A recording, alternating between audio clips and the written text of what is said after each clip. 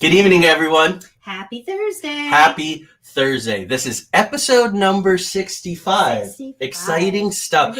This week and next week, I always say that I'm excited. I love this work, so I always get excited. But I'm excited plus one or two because this week we have Mike Anthony, who we're going to bring on in just a couple of minutes, had a profound experience at the death of his father that put him on the path of paranormal research. Mike applied all of the skepticism, all of the tools over 6 years, really trying to figure all of this out. Next week, we're going to have physical mediums. Mm-hmm.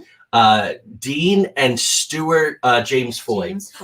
Parting the Veil is their book. They do it old style English with the table tipping, the trumpets, all that kind of interesting thing. They're going to join us. That's 4:00 next week because they're in England. So we didn't want them on in the middle of the night.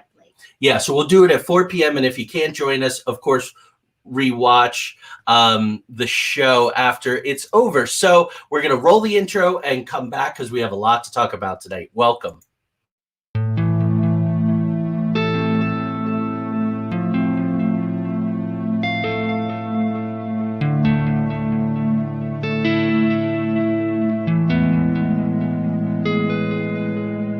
There exists a realm beyond our wildest dreams. A realm beyond reality that the gatekeepers and guardians have always told us consists of nothing but tricks of the eye, weather balloons, swamp gas, sand cranes, fairy tale myths of monsters, crackpot conspiracy theories, and desperate cries for attention. We know this realm exists, and it's just beyond the horizon, the preset path. The well-worn walkways where the cynics want us to stay. Instead, give this a listen. Put on your headphones, adjust your volume, close your eyes, and fasten your mental seatbelts because the twilight-tinged turnoff from reality's alluring highway is looming just ahead. We're about to leave the plane of the easily explained, the couldn't possibly be, and the no way I just saw what I saws, for the spaces and places where everything is possible, and if you stay long enough, even probable. We're about to take a journey into the outer realms.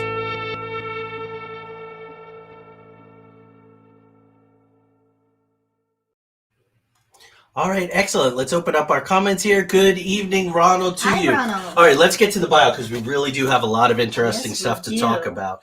Based on our pre-show conversation, it's going to be a great night. Mike Anthony is a sometime professional actor, majority-time bartender at Hamilton on Broadway. After a personal experience completely shifted his understanding of how the universe works, Mike turned to science for answers. Now spending his time investigating and writing about various lines of evidence, suggesting we are much more than the bodies we temporarily occupy. A portion of Mike's story is featured in the 2021 Netflix series Surviving Death, so I'm sure lots and lots of you will recognize Mike from that show. He's very prevalent in it. Absolutely. Mike is also the author of Life at Hamilton, a collection of stories chronicling his time bartending at the Broadway phenomenon Hamilton, an American musical. That's another overlap. The James Foys are also actors, producers, have a theater company. They're into film. So this is exciting for me, these two worlds coming together. Absolutely. So let's bring Mike on. Hi, Mike. Hi, guys. Thanks so much for joining us. We're going to dive right in. Yeah, we are. So we are, of course, very excited to talk with you about your book, Love, Dad, because, of course, the topic of the survival of consciousness is central to the work that we do, and, of course, a huge interest for our audience as well. And it's a fantastic book, so we just can't wait to talk to you about it. Thank you so much. So let's begin with the tough and go from there. Tell us about your relationship with your father, his death, and how his death put you on the path of paranormal research, where prior, I don't believe you had anything more than a passing interest. Yeah, my dad and I were incredibly close. He was, I mean, my whole family. My dad was a very special guy, just not your average human being in terms of the love that emanated from this guy. You know, what I say often is that he was the guy that you called, no matter if something awful happened in your life or something wonderful happened. He was like your first call because he was going to either make the good thing better or help you with whatever the issue, the problem might be. So when we lost my dad, it's like we not only lost this guy that we loved without end, we also lost the person who would have been there to help us with a loss of that nature, you know? So it was a completely, utterly devastating thing, and it came out of the blue. As far as we were concerned, we thought my dad, he was 60, but like a really young 60. You know, he was playing basketball that day with his grandson. We thought that he had a real shot at making 100 years old. If anybody in our family did, we thought it was going to be him. So completely like that. It's like I tell people that, like, one minute I was living in one movie, you know, the sort of lighthearted movie. I'm bartending on Broadway, living my life as an actor. Everything's great. And then the next second, I'm living in this horror film. Like, it's just my whole universe has shifted on its axis. And the speed with which that happened was just, really tough to deal with, obviously. Yeah. There's nothing, I think, as profound as losing someone that you're, whether or not you're really close to them, but especially if you're really close to them, just suddenly like that, just having someone ripped out of your life. So It's what, coming up on 3 years now that you lost your mom? Yeah, my mom died suddenly as well. Sorry. No, it's all good because as a medium, I can still talk to her. And I like to joke, but it's true. We have a better relationship now than we did when she was living. So it's worked out okay. And she's happy and she's fine. And she's not shy about telling us what she wants. She wanted my father-in-law to come over for dinner more. So she started putting his silverware in our silverware drawer. Oh, wow. Yeah, it was really kind of interesting. But on a more serious, although the humor of all this can be very important. It's important. I think it's important to stay in touch with like their personality and the humor. And your dad started coming through not very long after he passed. He was reaching out to you. Tell us a little bit about some of the messages and how he was letting you know that it was him. Yeah, I mean, it was like immediate that things started to happen that I couldn't easily explain. And I'll just quickly say that before I became an actor, I mean, I had initially gone to college to be a science teacher. That's what I was going to school for at first. And I've always loved science, always, and as you know, the overarching mainstream materialist scientific paradigm tells us that when people die, that is the end. Consciousness is a thing created by the brain, according to mainstream science. And when the brain stops getting oxygen, that's the end of that, So I was being crushed by those thoughts. Like every lecture I'd ever had from a biology professor was weighing on me like a ton of bricks, thinking, I was in a full-blown existential crisis, really. If someone as wonderful as my dad could just disappear like that, like they'd never been, then what's the point of anything? Why am I going to go out? Why am I going to leave my apartment today? I mean, what's the point? So that's sort of the place I was in when very immediately these strange things started to happen. The day after I think he died, my sister and I were in his house, going through his things, and we found my dad was not an organized man, and he had tons of like notebooks in this little home office. And going through those papers, we found this little scrap paper that had been ripped off from a larger paper that said "Believe, tell Jen" on it, and Jen is my sister's name. And we had no idea what that note meant. Put it in our pocket, and then like an hour further down the pile, we found a second little scrap paper. Same thing, like 2 inches by an inch, a little scrap paper that said "Believe," a country song. And we realized that this must have been a song that he'd heard on 2 different occasions on the radio or something. And he meant to tell my sister about it, but had never gotten around to it. And that made sense. Music is something, that's how my dad communicated to us very often when he was walking around in a body. You know, we have this great memory of he put us in a car once when we were little kids, and we were going for a drive, and he played a Carole King song. And he said, I want you to listen to this song. This is how I feel about you. And it was a song called Child of Mine. So anyway, it's just a way that my dad communicated with us often, was through music.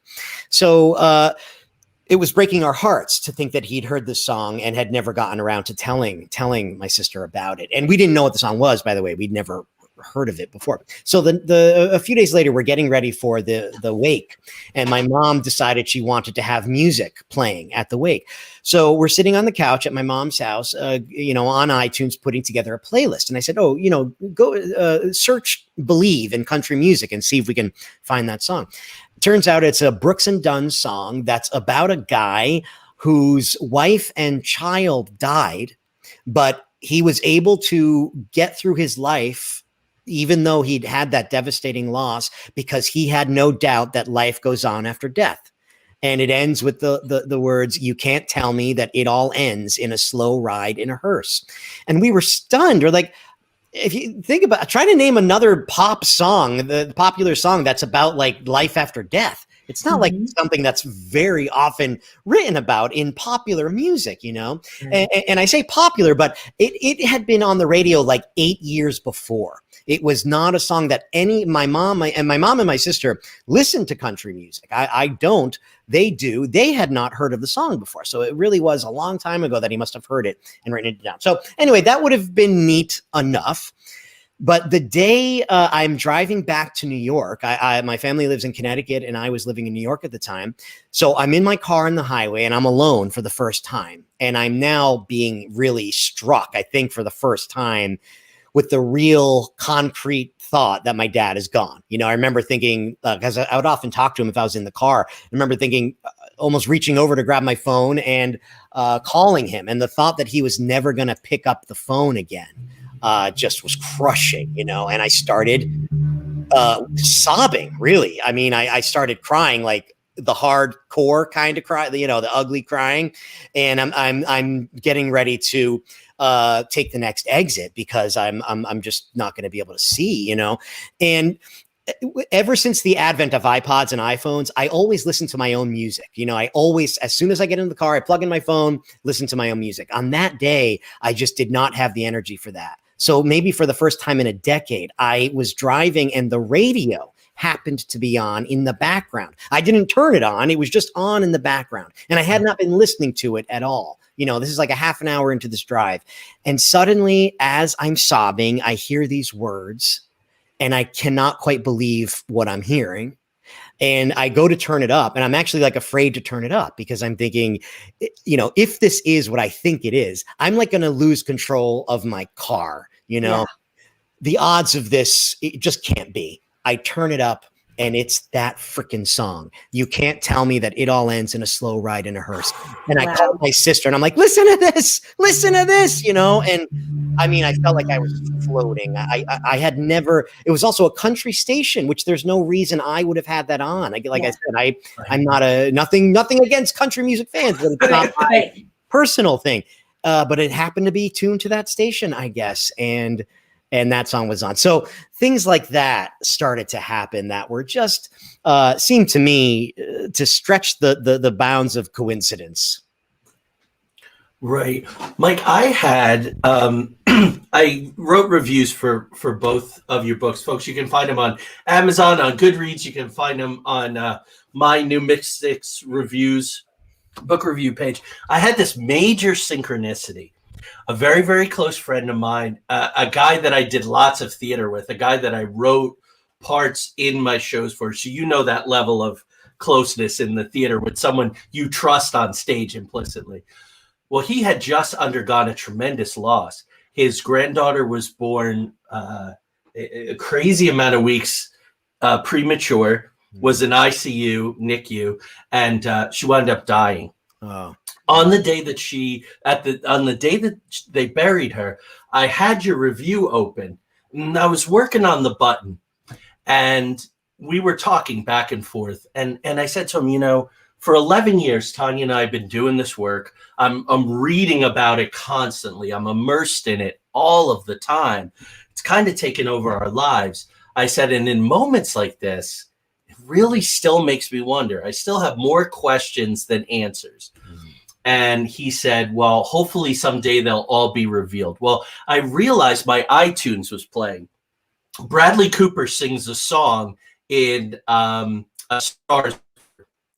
And right as I get conscious of the music, he sings, nobody knows what waits for the dead. Nobody knows what waits for the dead. Some folks just believe in the things they heard and the things they read. Nobody knows what waits for the dead. And just as my buddy is typing this and we're having this profound conversation. So sometimes energetically, these messages and these experiences kind of link up across to reinforce. We believe, we study quantum physics a lot because a lot of times space-time breaks down in these experiences. And it's like, maybe your dad knew, okay, he's going to be on the show and you wrote the review, which is an energetic link. Who knows? But it's nice. It makes it easier to get up in the morning and face the day. We think about these things. That's so interesting. That's so interesting. Yeah. Yeah. Who knows the mechanisms behind all of this stuff?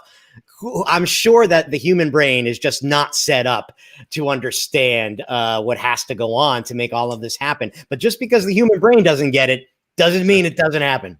Exactly. I had something slightly different, but so when my mom passed, I was on an airplane going to help my dad. He was in Arkansas at the time, and I was going to help him with final arrangements. And I reached out to connect with my mom while I was on the plane. And she wasn't really giving me anything except she kept showing me this pink spiral bound notebook. And that was it. That was all I was getting. And I was like, okay, obviously this is something she wants me to look for when I get there, because that's all she's given me. So I get to my dad's house. Sure enough, there's this exact pink spiral bound notebook on her nightstand. So I'm like, this is it. There's obviously something in here. I'm flipping through. There's nothing. It's like every page is blank. I'm like, okay, this makes no sense. Like, why is she showing me this? In the almost exact middle of the notebook, she had, and God knows when she wrote it, she had written me a note. Tanya, when I die, here's what I want.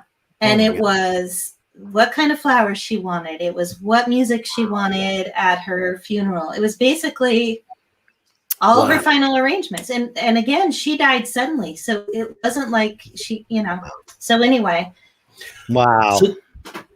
So these messages are coming in for you, Mike. And you have I think 50% of the time people just go, the lights go on and they hear the angels and they go, yes, now I believe and I'm going to invest in this fully.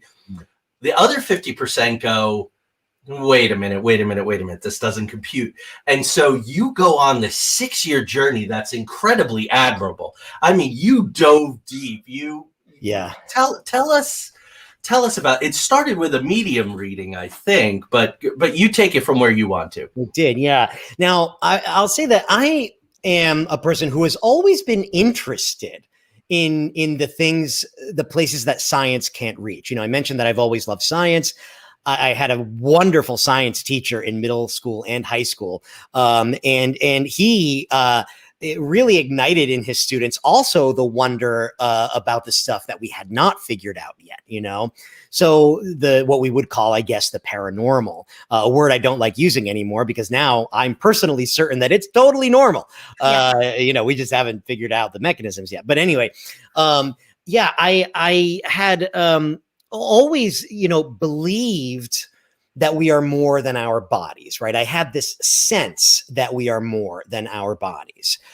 But, and for most of my life, that sense, that vague sense that my biology professor is not right when he says that this is all that we are, that vague sense of being more than that was enough to get me through. I kind of was happy enough to think that he was wrong and that, there is something after we die. So when my grandparents passed when I was younger, I hated seeing my dad sad about that. But there was a part of me, especially as a younger kid, that just had the sense that my grandfather was okay somewhere, somehow. When my dad died, that vague sense was no longer enough. I needed real proof. And when he died, all of the science that I had learned is what was bombarding me, you know? And I'm a guy of average intelligence, right? Just average intelligence. People who are much smarter than me, had been telling me my whole life in those science classes that my dad was gone forever. So there was this inertia built up that I had to overcome. You know, I had to have enough stuff happen, basically, that I could look at those people, no matter how many Nobel Prizes they might have on their shelves, and say, I'm sorry, I know you're a super smart, you know, dude or woman, but in this particular case, you're incorrect, you know? So that is what fueled that journey. You know, I had things happen, and the only reason the journey kept going is because as things were happening, they kept on lending credence to the hypothesis that I was forming, that this truly was my dad out of body, trying to get messages to us somehow. You know, things were happening that were lending weight to that thought, you know? And so that's why I kept on going. And eventually, you know, it led me to a place which we can talk about. I don't talk about where it led me all the time because, you know, for a lot of people, it's going to be well beyond the boggle factor, you know, but I have a feeling that with your audience, it's a safe place to discuss it. But I ended up getting to having the amazingly lucky and the honor of having an experience that entirely changed my life, and let me know without doubt that those scientists, if they do not accept that we are more than our bodies, they're definitely not right on that one particular front. They're not right. So yeah, so that's what it was, that I just needed to know so badly that my dad was truly there. I loved him so much. And it's also kind of addicting when things start to happen. You know, that's what the scientific mind is supposed to do, right? So like, let's get to the bottom of this.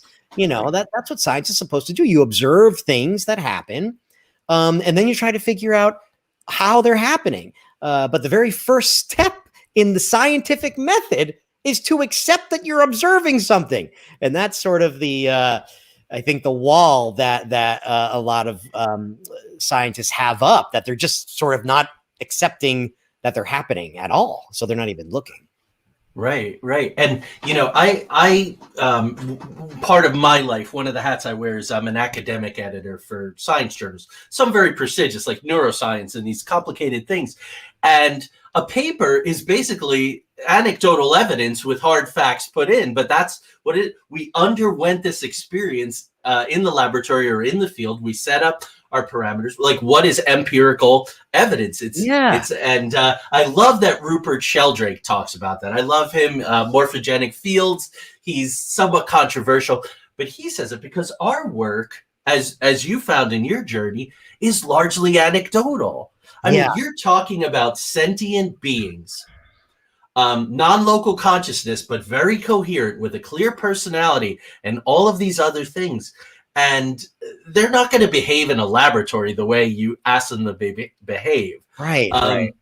So a very interesting thing, and we are going to talk about some of the interesting people you met. An interesting thing to me was the more the evidence came in and the more you invested in it, then all of a sudden you start to get this deep sense of responsibility to make sure that you weren't being duped, so you didn't dupe others. And I found that really interesting. Can you talk about that? How that happened? When I had an early experience with a medium that totally blew us away. It was she basically came up with a code word that I had personally, privately set up with my dad, only me and my dead father, and she came up with this code word. And it was like in that moment I was elated. This is before I really started testing her.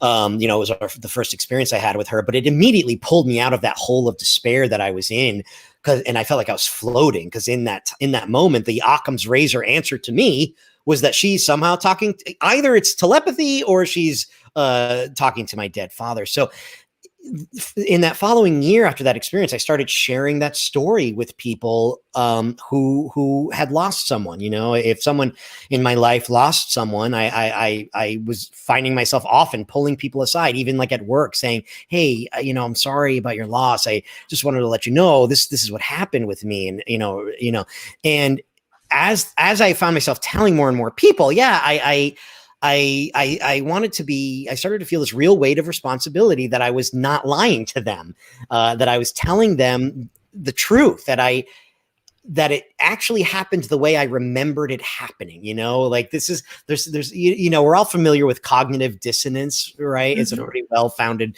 psychological event. There's also a retrocognitive dissonance that can happen.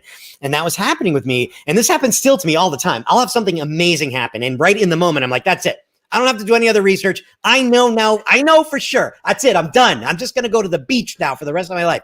And then a half an hour later, I'm like, yeah, but maybe did it really happen that way? So that's retrocognitive dissonance. And that's what was happening with me eventually after I had that first stunning moment. And so that is what then led me to continue that journey and get more solid evidence, and just to say one more thing about anecdotal evidence, which you mentioned. And as you said, yes, so much of the stuff we're just not going to be able to drag into a lab and put under a microscope. A lot of the stuff won't work that way. But I forget the scientist that said this. Some famous scientist said that the plural of anecdote is data. And that's what data, that's what science is. It's about gathering data, and these things happen enough. Everything that we've studied in science started as an anecdote. It started as someone witnessing something and telling their buddy, "Hey, I just saw this thing." And if that buddy happened to be a scientist, then they developed a method to test it. Anecdotes are how this stuff starts. And eventually you have so many anecdotes that someone should start to pay attention. Someone, again, smarter than me, smarter than the local bartender should be paying attention to this stuff. Yeah. And it's all about when you're gathering enough data, then you can start to look at the parallels and the patterns. You can start looking at on opposite sides of the world in two completely different cultures. It manifested in the same way. Before the show, we talked about the UFO phenomenon. It's very much like that. Our audience knows about our abduction contactee experience, whatever you want to call it, in a parallel dimension.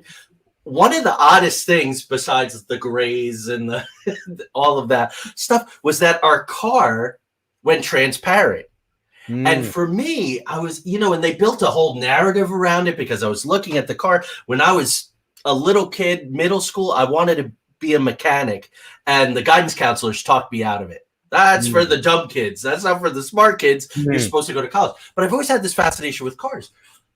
Well, I was doing research because we're constantly up to our necks at it, gathering this evidence. And in Brazil in the 1970s, there is this well-documented case of a car going transparent right prior to an abduction. So that kind of helps. So, but let's move on to some terminology that we were talking about. We'll go from there. Right. So you mentioned earlier, just the not skepticism, because we agree on the fact that skepticism is healthy. That's what we want. That's where we want to start. And we definitely believe that there's a distinction between cynics and skeptics. But how do you define the difference, and what has your journey been with coming to that?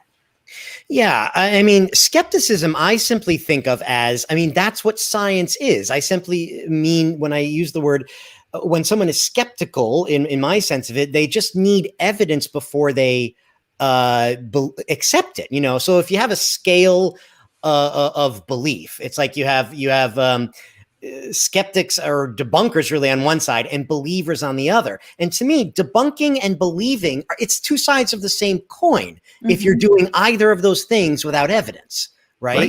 It's the same exact thing. Yeah. For anyone to say there's definitely not a God, to me, is the same thing as saying there definitely is not a God. Because we don't have really empirical evidence either way on that, So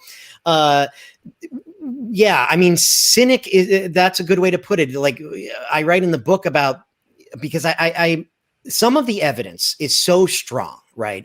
For instance, just for another example, children who have memories of previous lives, right? I get into that in the book. I was stunned, completely stunned when I saw how strong that evidence is. And again, as I mentioned before we went on air, these are not scientists who are like mad scientists working out of their mom's basements. You know, these are some really bright people who are studying this stuff. The Division of Perceptual Studies at the University of Virginia, across the sort of paranormal board, has been looking into all of this fascinating stuff. And their evidence with regard to children who have these memories that are later verified to be accurate. And a lot of times we're talking about kids who are like 2-3 years old, never been out of their mom's house, and yet they can accurately come up with life events of a guy who lived in Germany in 1910.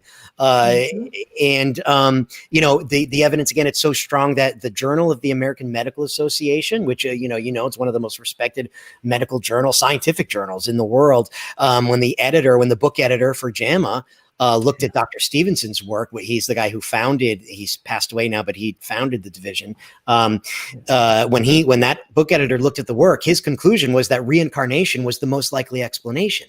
JAMA said that, and yet almost no one heard about it.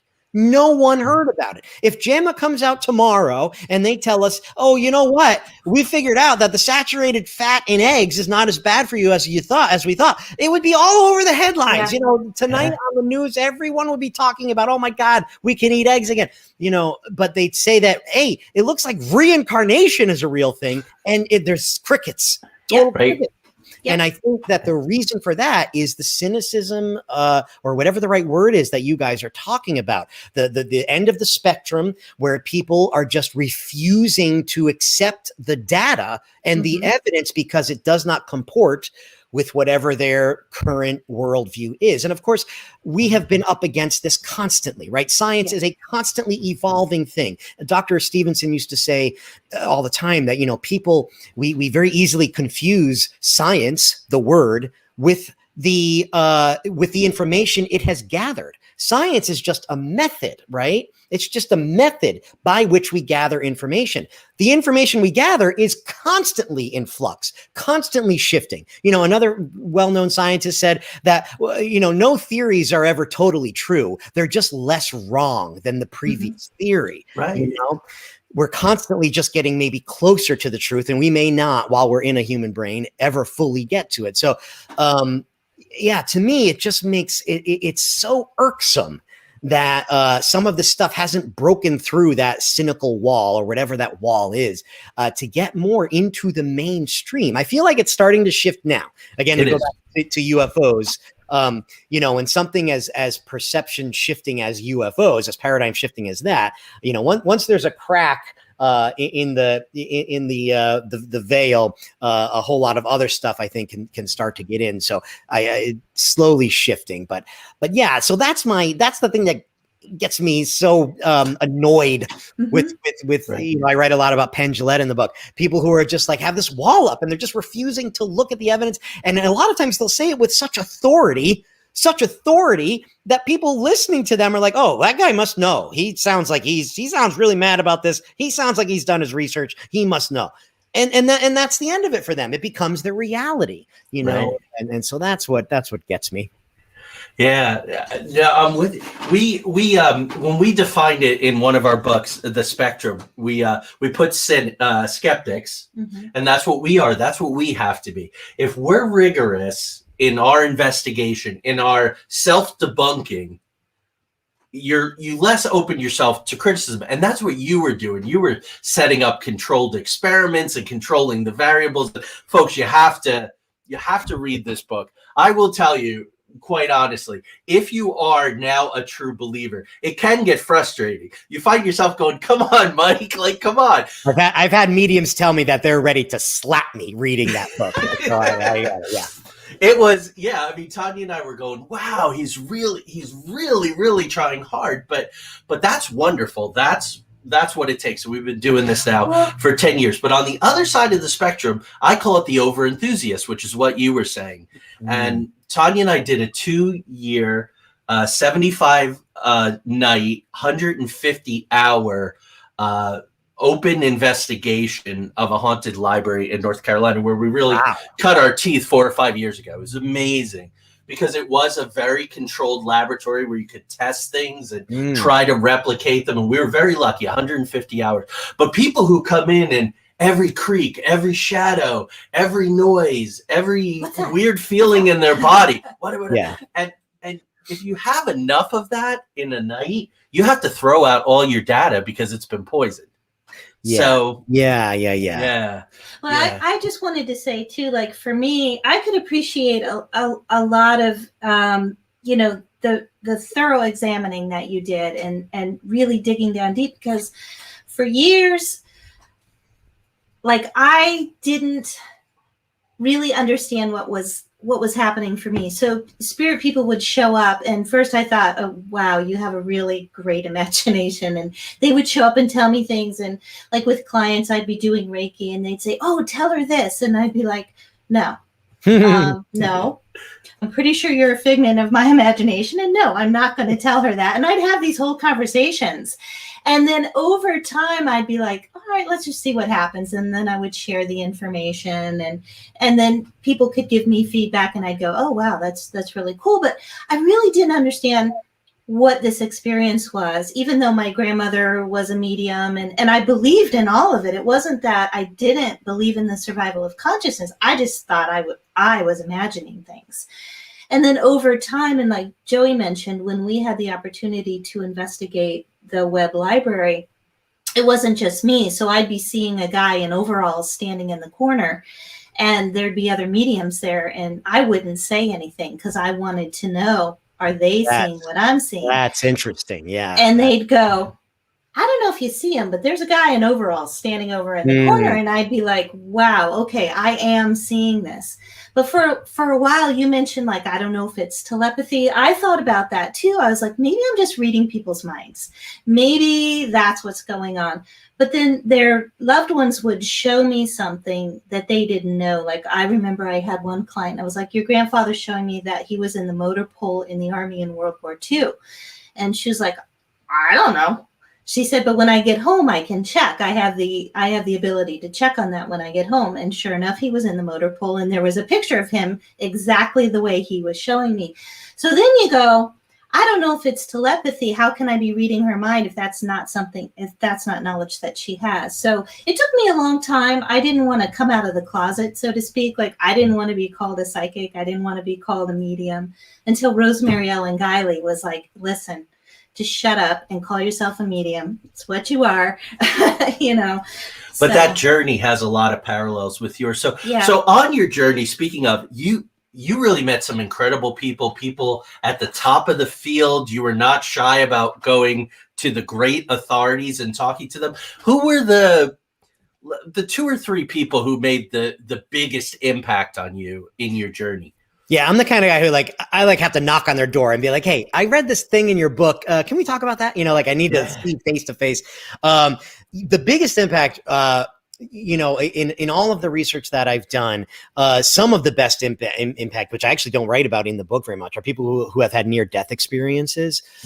Those are so profound, and to listen to some of these are, you know, I recommend everyone talk to someone who's had a near-death experience, and that'll open up your mind a bit. But in the book, I write about Dr. Tucker. And again, so he's the guy who now heads up the Division of Perceptual Studies at the University of Virginia. And now he's become this like superstar. You know, he's everyone's asking for which is wonderful. That's what I have been hoping for. Like, why doesn't everyone know this guy's name? Is what I was thinking when I was learning about his research. So he's the guy who is really heading up the work into the children who have memories of previous lives. And again, just in case listeners don't know about how strong that evidence is, I mean, we're talking about thousands at this point, over 2,500 cases, thousands of verified cases, meaning the kid gave enough information that they were able to track down, they were able to match it to whoever the previous person was. And then in some cases that that house is still there, or that person's relative is still alive. Like maybe if it was a person who remembered a previous life as an older gentleman, maybe that person's daughter is still alive. And then they go to the house, and sure enough, they did have a dog named Bobby. They did live on Roxbury Street. They did have a pool. All of these really these details, sort of granular details. Sometimes, it's not always just flashes of general things. Sometimes it's like granular type details. And, there's no way, as far as I'm concerned, that you can walk away from that research if you give it a fair reading and actually look at it. To me, there's no way you can look at that and come away with any other explanation than something is going on that science does not yet explain. We don't have to say it's actual reincarnation, but it's not memories that those kids are having. Somehow they're getting memories from a different life. We can debate about how exactly that's happening. Obviously, the mechanisms are well beyond us so far. But the fact that it's happening is not in question in my mind after looking at that evidence. So that was great. And then I also, another scientist I write a lot about is Dr. Julie Beischel, who's a brilliant scientist. And again, it was so comforting to me because I was doing my own sort of casual experiments, and I'll say again, I'm not a scientist. I'm an actor. And Dr. Beischel let me have it when I said, "Oh, I did an experiment at my house." She's like, "Yo, you did? Tell me about the experiment I did." I go, "Oh, yeah." Because she's doing, quintuple blind, she's doing real hardcore science. And she has become a good friend now, and she's got a great sense of humor. But her studies, basically quintuple blind, meaning they've ruled out any conceivable way that these people can be cheating. There's just no way. They have proxy sitters, so the medium never even sees the sitter. It's incredible, very rigorous methodology that they're using. And Dr. Beischel has come away convinced that the data is clearly showing her that somehow these people, she calls it anomalous information reception. Somehow some people are able to get information using some pathway that science has not yet figured out or accepted at all that it happens. But to her, she'll say that the very same data, the same use of math, the same statistics that help us land a probe on Mars are just as clearly telling us that anomalous information reception is an actual thing that happens. Yeah, it's mounting. We did for audience members who might not have seen it, last week we did a whole episode on reincarnation and shared some of Jim's cases, Dr. Tucker's cases, I should say, because as we're in the same boat that you are, we're especially, I think, after Netflix and your books and all, people listen to us. So we got to make damn sure that we know what we're talking. I mean, Tanya sits with people all the time and helps them through their grief and these different kinds of things. So we have to be really rigorous. And I'm really believing more and more that reincarnation data, because it's little kids, because of all the things that you talked about, that is some of the most compelling, and you can't do our work without doing it. So that's a big part of our focus now. So thank you for all that. Absolutely, yeah. Right. So we talked a little bit earlier about Surviving Death, which, of course, was a wonderful documentary that you were on, which was, of course, co-produced by Leslie Kean, New York Times journalist. But we're curious to know, how did you meet Leslie and how did you become involved in that project? Yeah, that Leslie totally changed my life, and she's one of the big dominoes that I now am sure my dad knocked over to make this whole thing happen. I started making a documentary because I started testing mediums on film, bringing in total strangers for them to read, and I'd run out of money. As it turns out, it's very expensive making documentaries. So I put together a little Kickstarter campaign, and I put a little video together, and I hit publish, so it went live.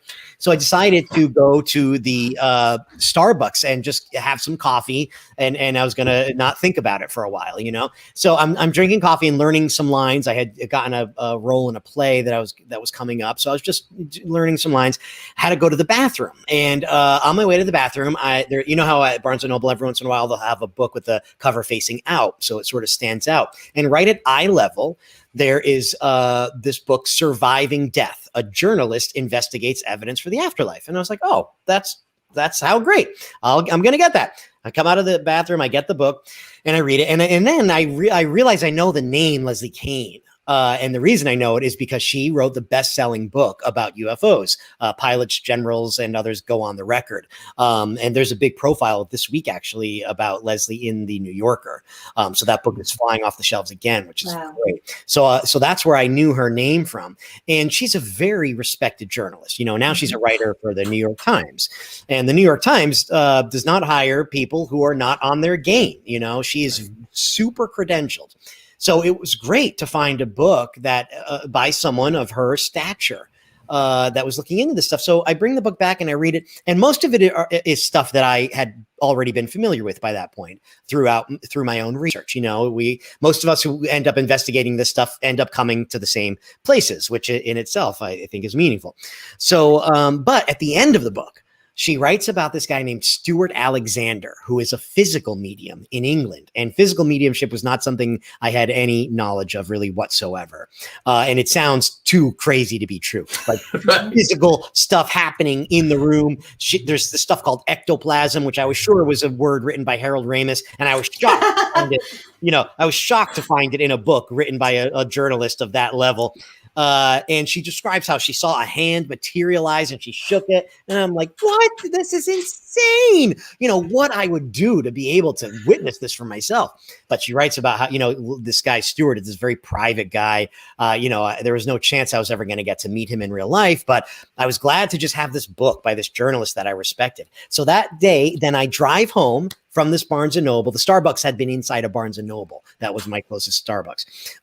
I drive home, put the book down, and I open up my computer to see if any traction has been picked up for the Kickstarter campaign. And there's a message from my friend, a guy named Ryan Sprague, who had seen the trailer. And he said, hey, I got to introduce you to my friend Leslie Kean.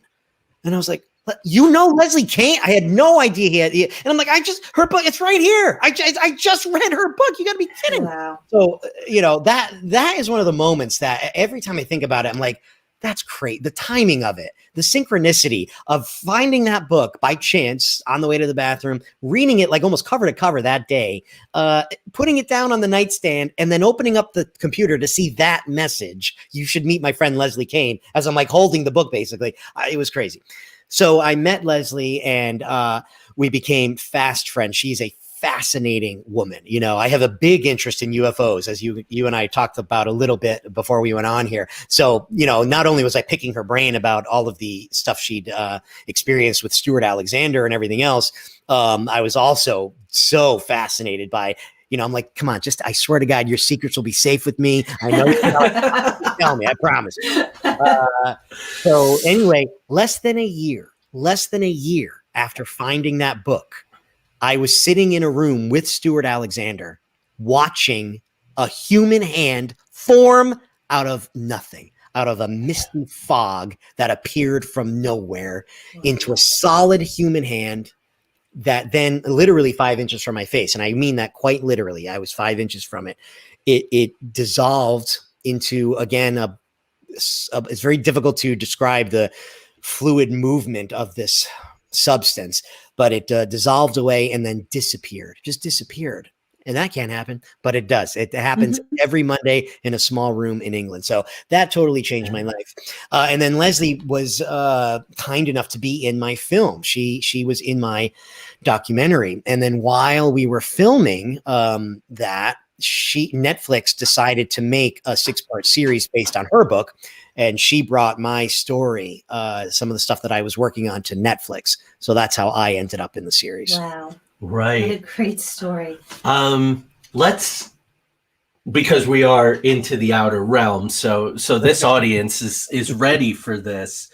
You had, with Stuart Alexander, you had another profound experience. I believe this was a Zoom session, but involving your father. So can you share that with our audience? Oh, yeah. My dad came through Stuart. So, yeah, and I described this whole story in the book. It's a long story, but to give you the nutshell version, the very first time that my dad ended up speak. So in physical mediumship, the idea is that the medium goes into this very deep trance, and then the spirit world is able to speak for themselves. So it's not like a medium like Tanya, where she's conscious and interpreting the images and feelings and sensations that she's getting. In physical mediumship, the medium often claims, as Stuart does, to not even remember anything, that he's like knocked out, he's like asleep. And the spirit world takes over his physical apparatus, sometimes speaks through his own voice, or fully materializes there in the room, as nuts as that sounds, and then speaks out of their own mouth. So Leslie and I sit with Stuart now every Monday over, video conference. And the first time that my dad came through, it was extraordinary. And it's hard for spirits to do this, by the way. It's a learning process for them. And they get better at it as they go along. And often the first time it can be hard to even make out the words, and it can be very guttural, as they're putting in what sounds like a tremendous amount of effort to get these words out. But my dad was able to say, Mike, I'm alive. It was incredible, right? It was just nuts. Now, that day I had been sitting with Stuart for a couple of months at that point, I think like 3 months. And I'm thinking and my dad had not showed up, he did not show up, and Stuart did not know much. I don't think Stuart knew anything about my dad. And by 3 months in, I'm thinking, if this were real, wouldn't my dad have shown up by now? I mean, he's done all of this other stuff by that point had happened in our lives, all of these signs that we'd gotten, not to mention the incredible stuff through mediumship.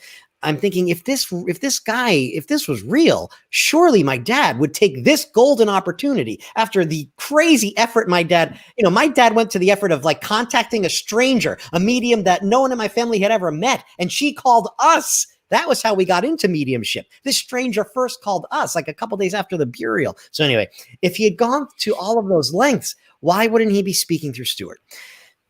On the day that we were having a sitting, we were having it at Leslie's. She has a house in Massachusetts that we were at, and she invited my mom and my sister, who obviously were just as close with my dad as I am, to come with us. Now, they weren't allowed to be in the sitting with us, but they spent the day at the house, and they were out in the yard while we were having the sitting, which is about an hour long.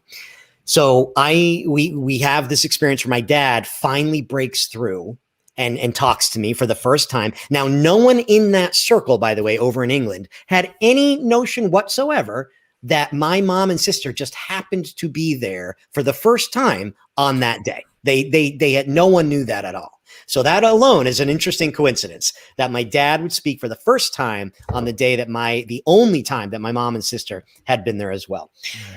So then we come outside, Leslie and I, and I'm, smiling, and my sister says, "Oh my gosh, there was just this butterfly here." Now, butterflies by that point had become a huge thing with my dad. And I talk about those things in the book. There's this crazy one with Penn and Teller that happened in a Broadway theater that was insane. So butterflies were this like real sign. So my sister says that, and we're like, "Oh, well, that's interesting because Dad just came through for the first time." And now he wasn't able to say anything tremendously evidential, right? As I said, this first time especially, he's just struggling to get these words out at all. But having that butterfly come, that was pretty neat.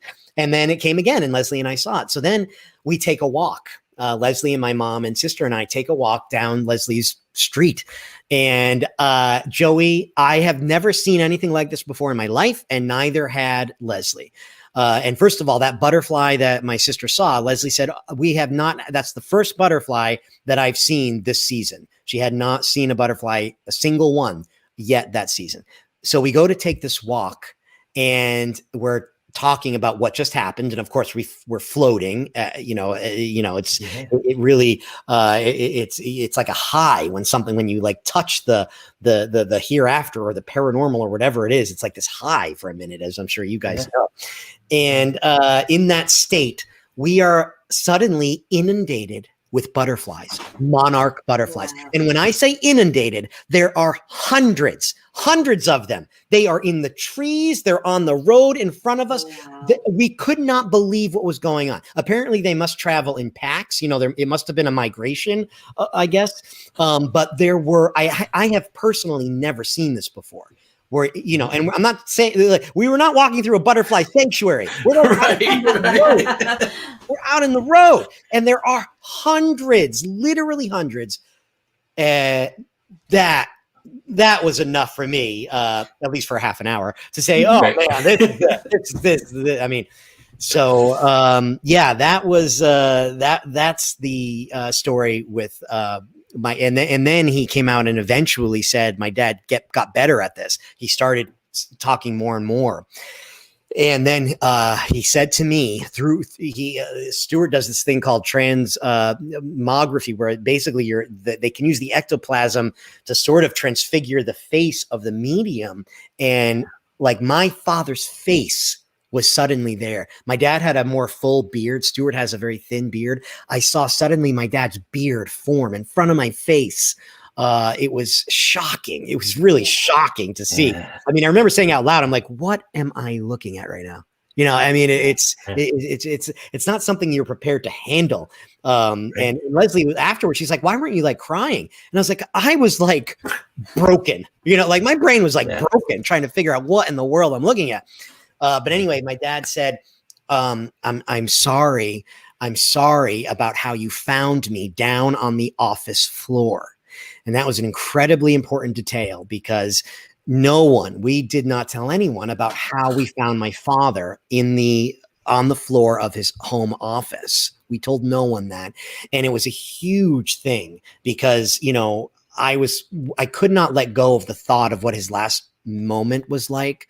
Was he afraid? Was he feeling the pain? He ended up in this kind of odd position on the floor. His hand was behind his head and he almost looked like he had laid down to take a nap on the floor, like he must have felt dizzy or something and his legs were up and bent, not like straight out. So it was like he was like taking a nap on the floor. And I got down in that position. I spent days on that floor trying to figure out what he went through. And it was killing my family and I to think about his last moments. So it made complete sense that my dad would focus on that moment and say, he said, I'm so sorry. If I could have done it any other way, I would have. And I'm saying, it's okay, Dad, please. It's okay. And he says, me down on the office floor. And I have audio from this, because again, Stuart, no one, not even Leslie knew that we had found him on the office floor. So when he said that, and that's obviously not in an obituary or anything. Right. That was sort of like the final, the icing on the cake where I was like, my gosh, this really is my dad. Yeah. Wow. And that's why folks, you do, even if you want to slap Mike at times, when you get to that point, and you said that, no, I never said, I can't wait to slap this fella. I get it. I get it. But when you finally get there, just mere pages from the end, when he finally says, Mr. Gillette, you are wrong. This stuff is real. You kind of go, welcome to the club. And you're a real member because you earned it. We've never experienced that physical medium stuff like you had. And I had the time's just flying by and I don't want to lay on this, but I had a crazy, weird synchronicity. There's an author, his books are here somewhere, but we watched The Lost City of Zen. And I said, I got to get this book. So I get that book and I realize, this is by the same guy who wrote Killers of the Flower Moon about these murders in Oklahoma. He's a brilliant journalist who does all this stuff. But he mentions that there's more than one Professor Challenger book, and I knew The Lost World. So the second one is kind of like garbage, but the third one is called The Land of Mist. And I just read it in the last week. Doyle presents it as fiction. He's got Challenger and Roxton and all these guys, but no, it's 1926, and this is Doyle's detailed journal of physical mediumship in the 1920s. He's talking about that hand that materializes. That's in the documentary, and how they put the hand in the wax and then in the water. And you were talking about Nobel Prize winners. One of the most prevalent people in the Royal Society for Psychical Research was a Frenchman who was very rigorous with this stuff and had won a Nobel Prize. And I constantly say to people, folks, this is not new. Like Doyle and his cadre and William James here in America, they had all this figured out. They were documenting all this stuff coming up on a century now, right? Yeah. And not only was that guy a Nobel Prize winner, Charles Richet, he won the Nobel Prize in physiology. He wasn't like the Nobel Prize winner in astronomy. It was the study of the human body. And this is the guy who actually coined the term ectoplasm, not Harold Ramis in Ghostbusters. It was a Nobel Prize winning physiologist who studied this stuff in a lab. So, and you're right. I mean, so many luminaries, so many scientists of renown over the years have studied this stuff, and not just studied it. Like William James, you mentioned, the guy was brilliant, widely considered the founder of American psychology, founded the psychiatry department at Harvard. He spent 20 years, 22 decades, rigorously studying a woman named Lenora, New Hampshire. And so it's not like he took a gander. You know what I mean? Yeah. This guy spent 20 years and came away unequivocally believing that she was doing something that he and science could not yet explain. No doubt about it. It's black and white. She's getting information sometimes that there's no way we can figure out how she's getting. So yeah, it's not just bartenders and actors who have looked into this stuff. It's big time, big brain folks. The stuff like the physical mediumship that happens with Stewart, though, like some of my favorite scientists, like there's a guy named Brian Greene, right? He's a well-known string theorist. He writes great books like The Fabric of the Cosmos, The Elegant Universe. He's so smart, so much smarter than me. We should have brains like his working on this issue. I want to say, I wish I could drag Brian into Stewart's room, because right now his big brain, no matter how big it is, it's not operating with all of the information.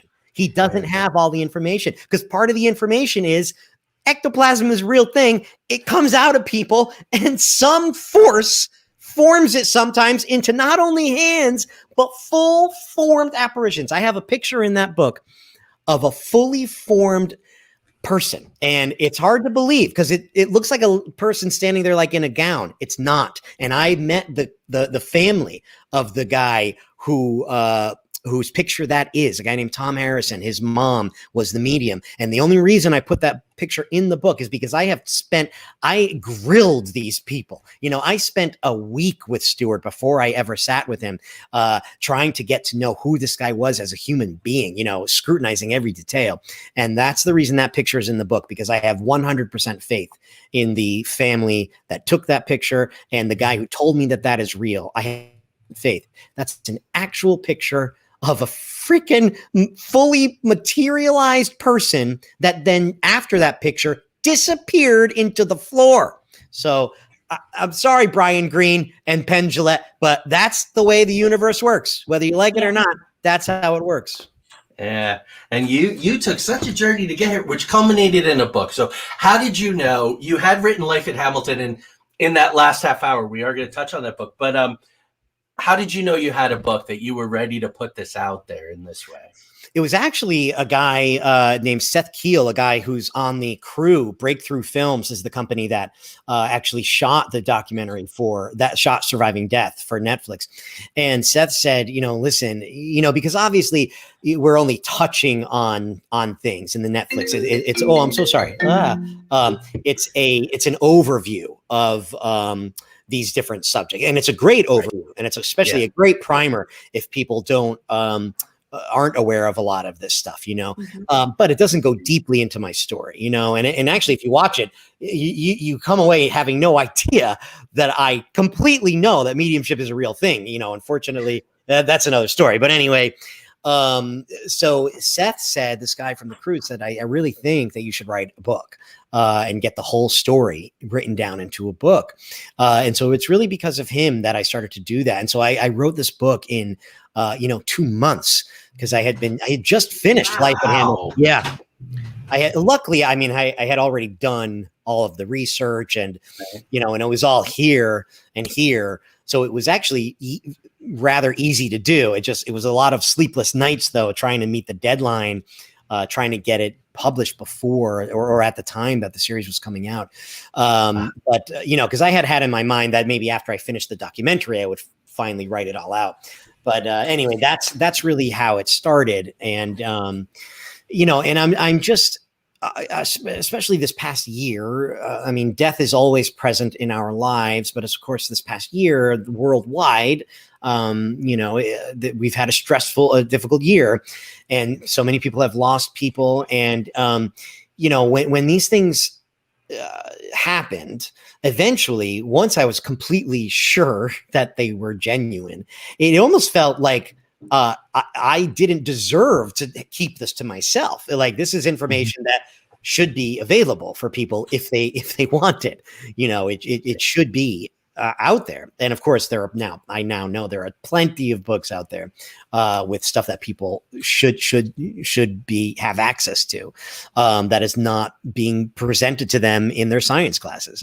Right. As sound as the evidence is. So that's really what I hope it's, and it's written as, like it tends to be, written for people who might be on the skeptical side of the spectrum. I'm hoping that they will see the lengths that I went to come to the conclusion that I did. And through that journey, I hope it opens at least some minds.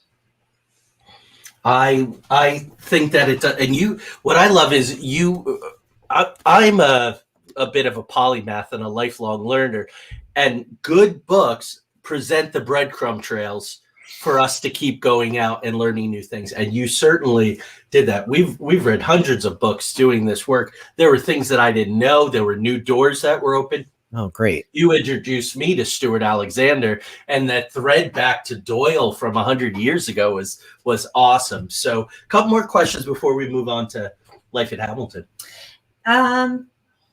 So I think we probably already know the answer to this question, but we have it here, so we're going to go ahead and ask anyway. Are you still researching life after death or the survival of consciousness? And have you expanded, and I think you already touched on this, but have you expanded into other areas of the paranormal?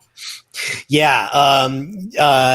I focus a lot on now, again, we were talking about near-death experiences. That's something that I am very interested in. And there's a friend of mine, a great therapist, who is now, he died. He was struck by lightning and died. Did not recall an NDE. And he was obviously resuscitated. Did not recall having an NDE. He came back and he felt like there was something different, but he didn't know exactly what. Eventually, he had a hypnotic regression, and was regressed back and then recalled this full-blown near-death experience.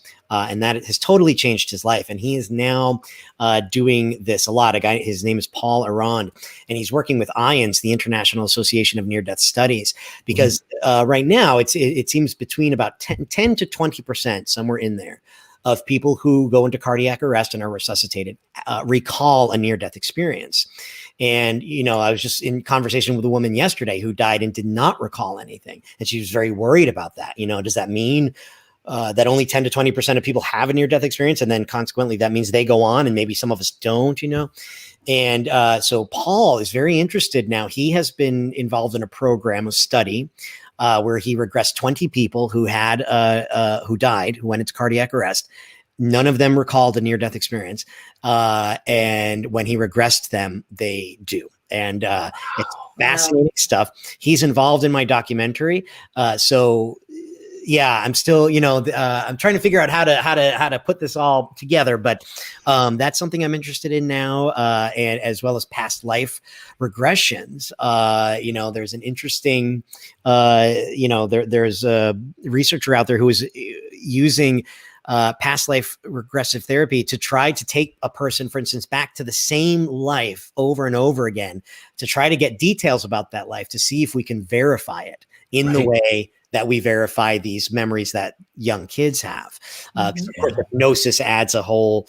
I know there's a ton of controversy about hypnosis and everything. So anyway, yeah, I mean, it's like all that I think about now. And of course, as we were talking about the UFOs, Leslie, and so Leslie's my dear friend. So we're texting constantly about everything that's going on. And there's just so much happening. There's going to be something in June that's going to be released, some report. And, we're hearing that there are even, much better videos and photographs from much closer, much less grainy that are out there. And there's a question of whether or not we might get those, so that's something that I'm focused on also right now. And just like I said before, trying to figure out how all of this works. I have my dad, who I now exists out of body. We've got UFOs and occupants of them, sometimes taking people through their walls. Like, how is this all? What is it? What is happening? Right. So yes, it's safe to say that I'm definitely still interested and exploring the various events out there that are happening that we haven't yet been able to figure out scientifically. Good, because we need, and why Tanya and I do this show week after week after week religiously, is to find good people in all these different areas who are doing the hard work, the experiential work, the research work. So I think you're going to make a big splash in this field. That's my feeling. You're off to a great start. So let's switch gears. And normally on Into the Outer Realms, we'd say, oh, and by the way, Mike wrote this other book. But I read Life at Hamilton first. It was sent to us with a group of books from a publicist who knew very little about us. It was some dear friends we have who are radio hosts said, you really should talk to Tanya and Joey and maybe they can help you out or whatever. And from the minute I started reading this book, I was like, Mike and I are so simpatico. I mean, this is crazy. So I'm a college trained actor. I'm a writer, director. I have my own theater company. We ran our own theater school. I'm a playwright, a filmmaker, screenwriter, and also do this paranormal work. And that's interesting too. So let's talk about Life at Hamilton, because I read this one first, and your tone, it's almost like two different people. Like if someone had given me these two books and I didn't see who wrote them, I would never, if someone said, oh, by the way, this is the same dude, I'd go, nah. So let's dive into this. We have a little bit of time. We have about 15, 20 minutes. So the subtitle of this, and I love it, guys, this is the big message. This is the spiritual aspect of Into the Outer Realm. Sometimes you throw away your shot, which of course is key to the musical Hamilton, only to find your story. The motto of our theater company, 7 Stories Theater Company, is every day is a story all its own. Meaning you have 7 days in a week. Every day, you're not locked into your story. I mean, your journey has been, interesting like ours, because you've been open and you reinvent yourself and you find your way. Talk to the audience a little about your journey from an MFA trained actor. So again, Mike is the guy that when he does something, he goes all the way. I did not go for my MFA. I dropped out of grad school getting my MFA because I was like, I just want to go out and experience. But you took the whole journey. Then you became a bartender, a bar manager. Suddenly you're on Broadway. Lin-Manuel Miranda. Like, give us a snapshot of how that unfolded. Yeah, I moved to New York to be an actor, and I thought, and the thing about the tone of the books, in my life, I'm a very laid back guy, and I tend to find the humor in most things. That's just my makeup, and I'm a mostly comedic actor. That's all that I am. No one hires me to do a serious role. But when writing Love, Dad, I was like, I gotta tone this down a little bit, so that people, take the subject seriously. I totally get what you're saying about the tone. So anyway, I moved to New York to be an actor and thought, I had done really well in college as an actor. You know what I mean? Like I got the lead a couple of times. I'm going to move to New York and blow this thing out of the water. This is going to be no problem. I mean, if they only saw me at Keene, New Hampshire, my little college with 3,000 people, I did really well there. And of course, you know, that is just not how it happened. And so, like most actors, I took a day job and as a bartender, which was something that I knew absolutely, you know, nothing about whatsoever, bartending. You know, I tell the story a lot. I don't think it's in the book, but my very first night of bartending, I was more nervous than I've ever been in my life on stage. I've been on stage in front of thousands of people, totally cool. When intermission happened, and it was Tarzan, by the way, it's like mostly kids. Yeah. Intermission happened, and my heart was pounding, and I instantly was sweating, all of these people. And this guy asked me for a Cape Cod. And I was like, oh, you know, I'm sorry, we don't have the stuff for that. And he was like, oh, okay, well, do you have vodka? And I was like, yeah, I have vodka. And he said, okay, how about, do you have any cranberry juice? I'm like, yeah, I get cranberry juice. I have right here on the gun. That I have. And he said, okay, I'll have a vodka and cranberry. I'm like, that, no problem. And so I made him his drink, and he walked away. And my manager, who was standing beside me, said, that is a Cape Cod. And I was like, God. And so that night I went and bought like a Bartending for Dummies book to learn about bartending. So it was a job that I took on a whim. I had done a play with people who were involved in, who were all bartenders for the same company. And I thought I'd have the job for a few months. You know, I thought it would be this little nice way to carry me over until they saw what I was capable of there on Broadway. And then I blinked and 15 years passed and I was still behind the bar. It turned out to be, you know, an amazing job because they allowed me to leave to do plays. You know, for 3 months at a time, I would get a contract and be able to leave and then come back to that job. And there were not a whole lot of jobs I could imagine that were going to allow that sort of a lifestyle. So it ended up being this enormous blessing. And I was actually on my way out of the job. You know, I'd been there for so long. By that point, it was like 12 years, I think. And I was actually thinking about going back to school to finish my science degrees, actually, to be a science teacher, to go back to be his teacher. And then word started to spread about this little show downtown at the Public Theater off Broadway called Hamilton.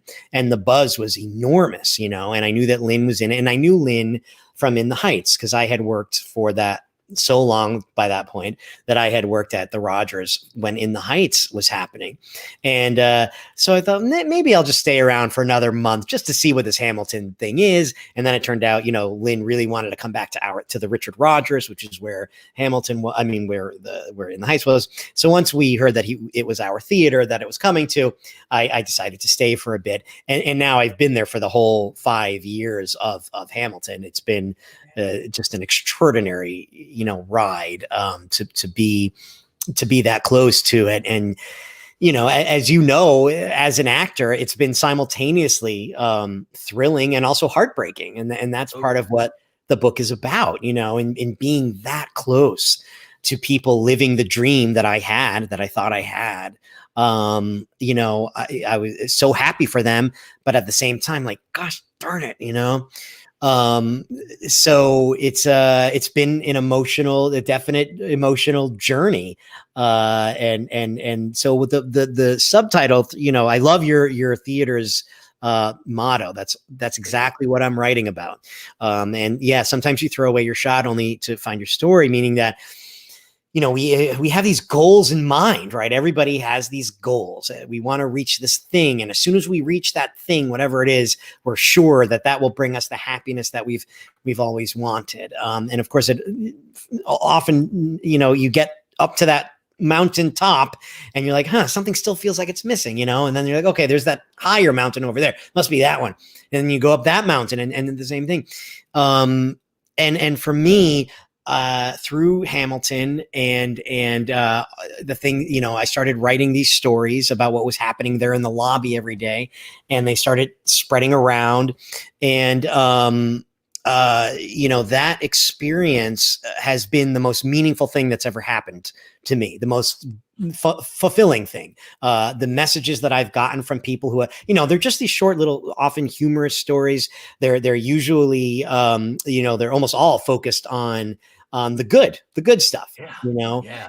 And I have gotten messages from thousands of strangers who had felt better in some way after reading something. And I've never been more fulfilled on any stage than I have from writing these stories. This thing that I never saw coming. I never saw this book coming. I certainly never saw the job of bartending turning into a perch from which I was going to have a view of something that I would be able to write about. That was not something that was in mind at all.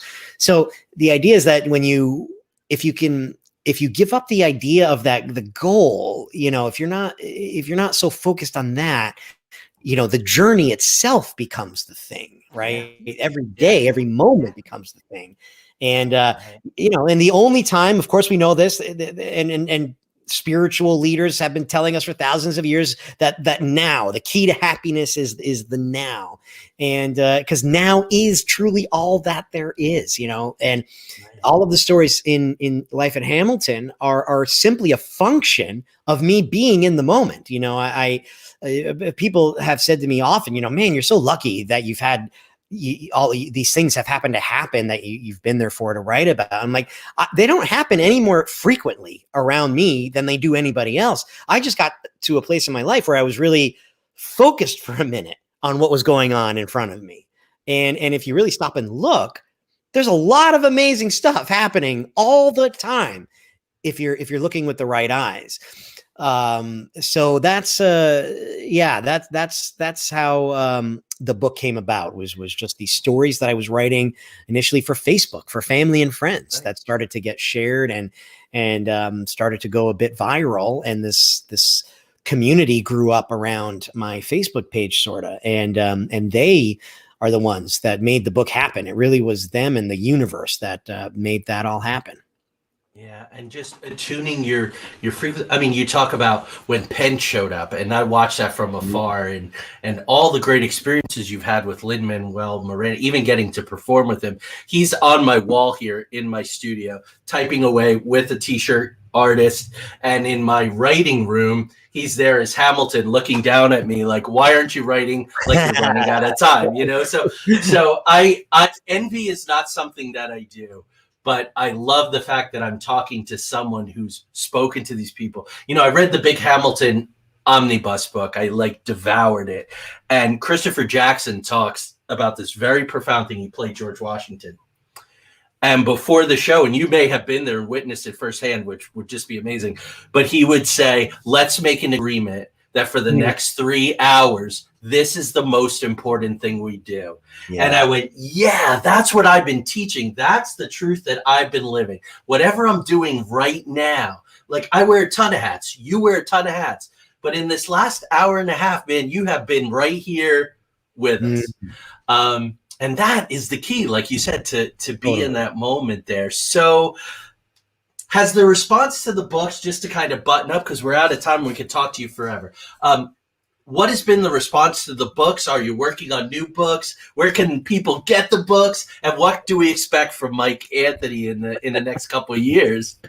Yeah, the response to the books, particularly Life at Hamilton, has just been overwhelming. I had no... I just completely unexpected. And, one of the strangest notions in my life is the idea that Lin has read my book. I had sent him, because I wanted him to know that I was doing this. I sort of wanted his blessing since it has his show's name on the cover. And I was like, I can send you because he's obviously a tremendously busy guy.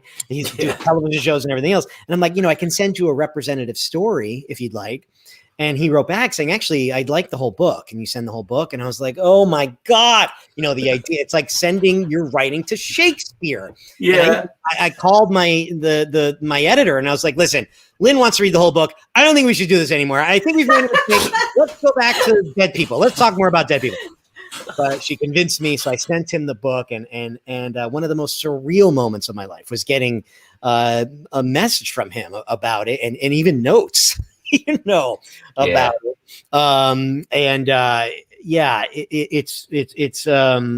It's been completely overwhelming, and I've gotten messages from cast members and things, and so it's selling well, which is just amazing.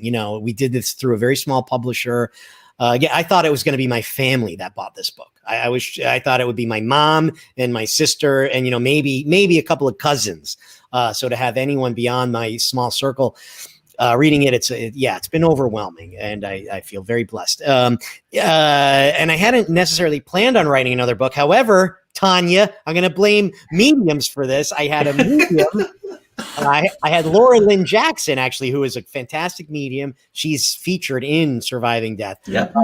Now, Laura did not know who I was at all. I was given a reading blind. She had no idea who I was, and had no idea that I had done any writing whatsoever. And she said, are you writing a book right now? And at that moment, I was writing Life in Hamilton. Wow. And I said, yeah. And she said, okay. And actually, I see a second book coming too. And I was like, okay. And that was interesting because Love Dad had already started to percolate. And then she said, actually, it's going to be 3. It's going to be 3 books you're going to write. So now the spirit world, I guess, has, so now I have to think about what to do next. But yeah, the most immediately next is an audio version of Life at Hamilton that I'm going to be doing next. And then when the world opens back up again, hopefully sooner rather than later, I'm going to hope to pick up some the documentary in some form as well. Good. Awesome. So people can get your book, of course, on Amazon, just about everywhere, right? Major bookstore. We're excited for your success because you're doing awesome work. We're honored that you took time out of your schedule to spend time with us. How can people contact you, follow what you're doing? It's mikeanthony.com is the website. And there's clips there from some of the documentary that we've been working on, and the books are there as well. And I also want to thank you guys because I really... you guys are the ones with the hammer chipping away at the wall that's up there between people and the truth. And so I just really appreciate you guys doing this, and you've made a fan. So I'll be tuning in now. So thank you. Not just for having me, but thanks for what you're doing. It's important work. Thank you. We're going to drop you out, Mike, and say goodnight to the audience. Do you have one more? Well, I just wanted to say we're going to drop you out and say goodnight, but please hang around because I have something I'd like to share with you. Sure. Okay. All right. We'll be right back with you, Mike. Guys, do you agree? We get the best guests on this show. Yes. We appreciate their trust in us. We would love to have him. Yes. Back. We have so much more. Mike has an open invite. Now he's a fan of the show. He's an outer realmer. Yeah. Maybe someday we'll make him a red threader and part of that group. He'd come on and answer work on some of these things. Dave, thank you, guys. Of course, we would talk to ourselves and talk to the guests off air, but it's so much better to do it with you all. So next week, remember, 4:00 p.m. special time only next week. We'll do a lot of social media to remind you of that. The James Foys, they're going to be talking about this physical mediumship stuff. They do it, which is amazing. So thank you all. Of course, we have our new outro. Yes. All right, here we go. Join us next week when we go into the outer realms, where the paranormal and the supernatural are just the normal and the natural. Good night, everybody. Good night, everyone.